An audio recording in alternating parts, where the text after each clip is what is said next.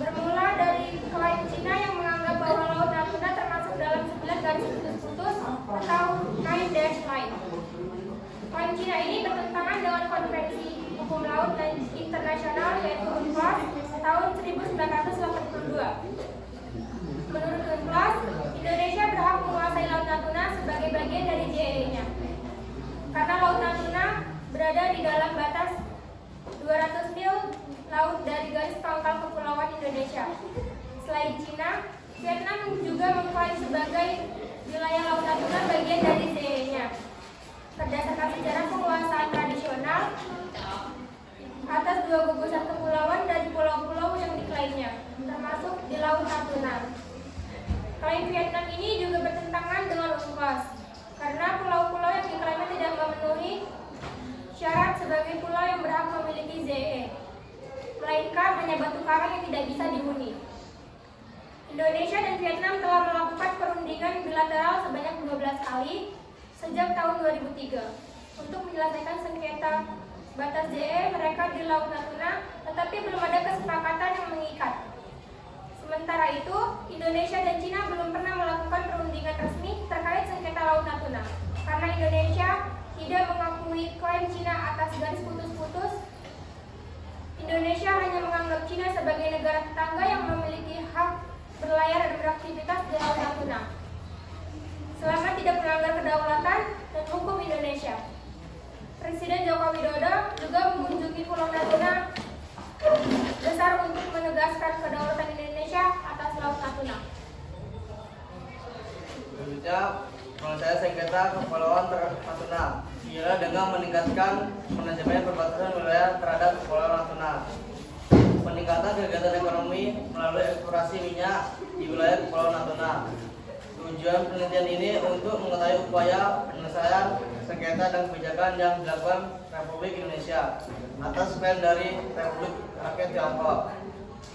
Mengenai argumen masing-masing sengketa batas wilayah Natuna yang dijelaskan oleh teman saya Najla Dilaryani. Sengketa batas Laut Natuna melibatkan argumen dari berbagai negara, terutama negara antara Indonesia dan Cina.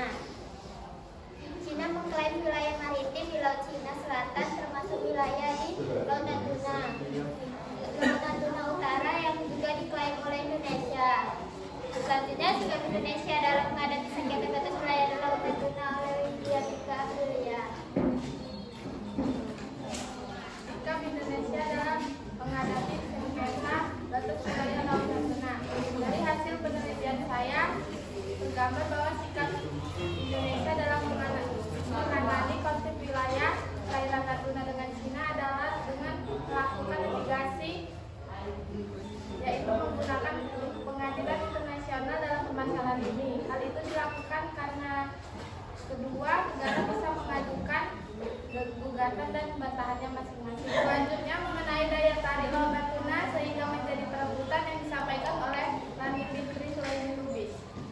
Nah, di sini saya akan menjelaskan tentang daya tarik Laut Natuna sehingga menjadi perebutan. Nah, salah satu faktornya adalah sumber kekayaan alam yang sangat besar di dalamnya, seperti hasil ikan hingga hasil bumi seperti gas dan mineral. Selain itu, Natuna menjadi perebutan karena menyimpan sebanyak 16 blok migas yang tersebar di wilayahnya. Migas tersebut diprediksi 11 miliar barel minyak bumi dan 190 triliun kaki kubik gas bumi, sehingga Laut Natuna dapat disebut sebagai kolam minyak dan tabung gas terbesar di dunia. Selain dari itu, Laut Natuna memiliki populasi ikan sebanyak 10% dari total populasi dunia. Tak hanya itu, Laut Natuna juga memiliki potensi pariwisata yang tinggi. Sekian penjelasan dari kami mengenai sengketa batas wilayah Laut Natuna. Jika ada yang ingin memberikan tanggapan, kami persilahkan. Assalamualaikum warahmatullahi wabarakatuh. Waalaikumsalam.